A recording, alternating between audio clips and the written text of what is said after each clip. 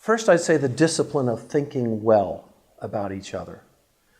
The tendency, if you do something I don't like, is to start to think unwell of you. Back to that example of a Kenyan, why did he come late? He doesn't like me. He doesn't value my time.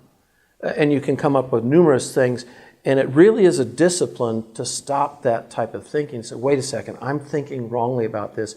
There might be a good reason for that. It might be because he doesn't like me, but that's my assumption. What is it about him as a Kenyan that might cause him to come that late to a dinner with me, and how can I begin to think well of him?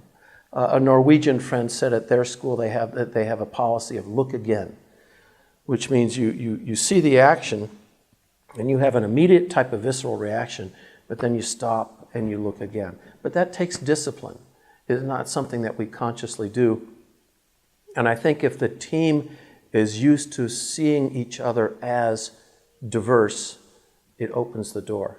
The challenge with diversity at times is if, for example, I've seen a number of mission organizations that are very interested in nationalizing. And so they look for character qualities in nationals that to them signifies this will be a good leader, but often the grid they're using is from their own culture. So what they might unconsciously do is choose someone who can act the most, in my case, American. And I think that's a good leader. Well, not necessarily in the local culture.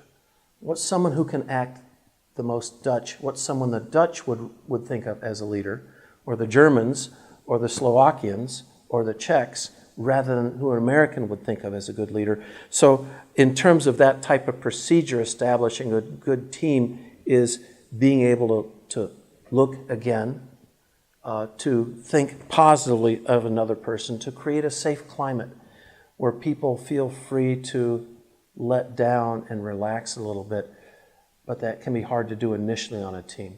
You might do it some in the honeymoon phase, but once you start rubbing each other the wrong way, then it's more challenging. Then people start to put up barriers between themselves, and you have to push past those barriers.